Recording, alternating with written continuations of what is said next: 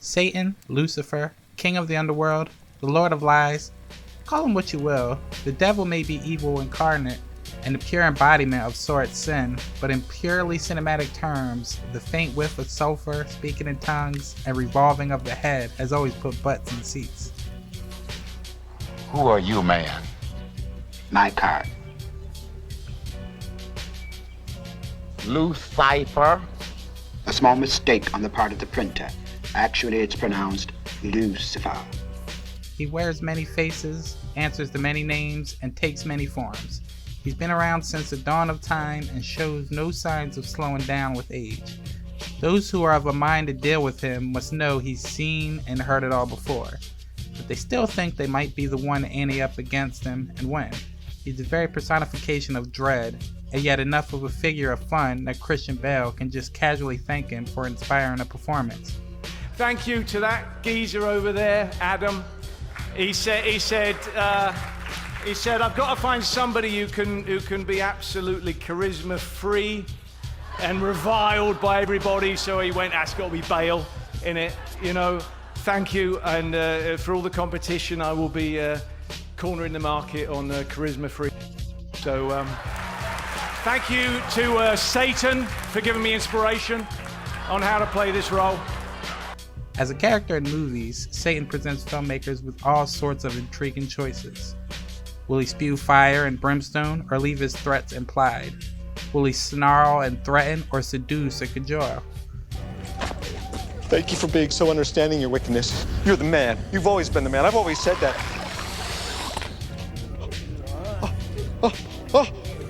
It's hard to nail down the figure of the ultimate evil. The Prince of Darkness deserves to be more than just a cackling dark figure in the background or an over-the-top sleaze. This is an angel who has been cast out of heaven and carries a major grudge. Neglecting the depth of his pain or not seizing the opportunity to have a little fun in the exercise of his schemes is always a problem. There's no discernible representation able to strike a perfect balance yet. The best contemporary performances on film leave something to the imagination and twist our perception of the iconic role just enough to make it seem fresh. So, who shall we focus on today? Al Pacino in The Devil's Advocate? Let me give you a little inside information about God. God likes to watch. He's a prankster. He gives man instincts. I swear, for his own amusement, his own private cosmic gag reel. He sets the rules in opposition. It's the goof of all time. Black Phillip from The Witch? What canst thou give? Wouldst thou like the taste of butter, a pretty dress? Wouldst thou like to live deliciously? Mr. Sims from Tales from the Hood? This ain't no funeral home. Welcome to hell.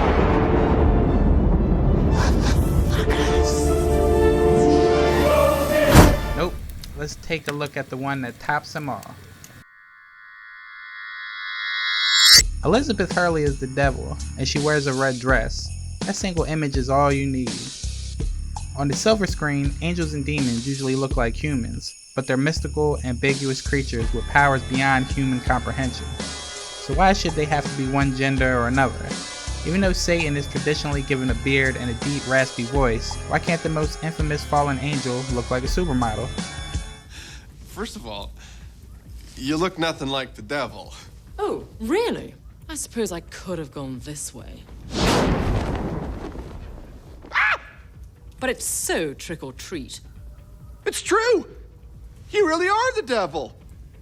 A remake of the 1967 film of the same name, 2000's Bedazzled is hardly a cinematic classic, but it's a fun, silly take on the classic fall story. The film opens with a montage in which the vices and virtues of everyday citizens are revealed to the audience during the devil's search for the perfect victim. Lucifer finally settles on Elliot Richards, played by Brendan Fraser, a pathetically dopey tech employee who has no friends, no girlfriend, no life. Elliot is hopelessly enthralled by his beautiful, sweet-natured co-worker, Allison.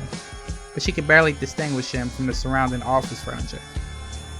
Enter Hurley's devastatingly gorgeous Satan, who offers the hapless Elliot 7 wishes in exchange for his soul.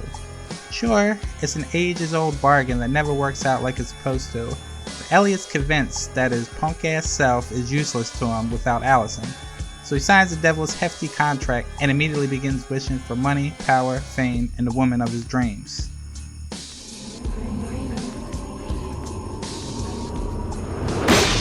Great. Now, before you start wishing, you'll be needing this. If for any reason your wish isn't going the way you hoped, hit 666 and it'll bring you right back to me.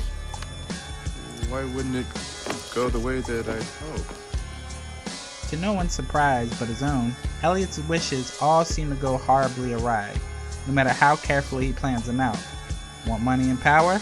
Try being a Colombian drug lord. Just hope you don't get shot. Want to be more sensitive towards women? You got it. Hey! I'm back, my love. Where'd you run off to, huh? I went to make a garland of beach plums to place atop your glorious head like a crown. Want to become president of the United States? Oops, you should have specified which president.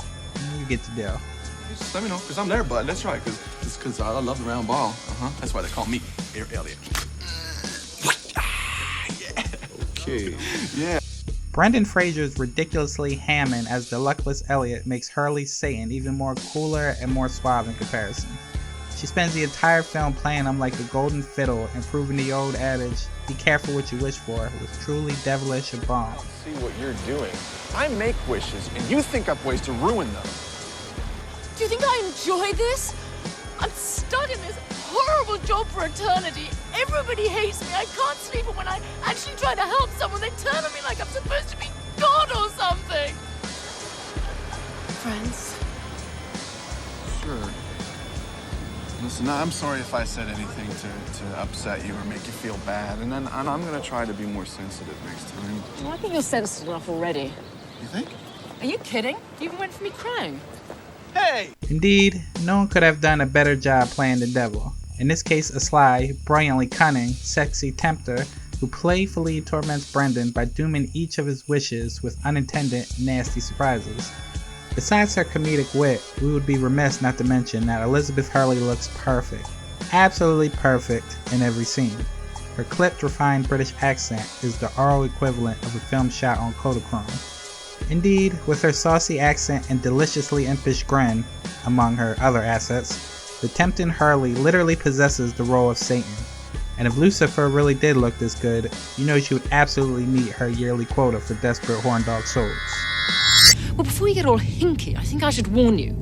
I'm not all peaches and cream, you know. I do have a darker side, and believe me, it's not pretty. Now, you can go easy, or you can go hard, but one way or another, I will get your soul. I'm just gonna slip into something a little more terrifying. See you in hell!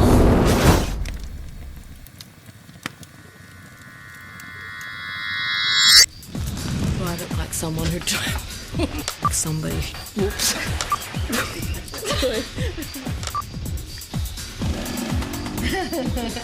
Everybody wants to go to the party, but nobody wants to pay. It fell off.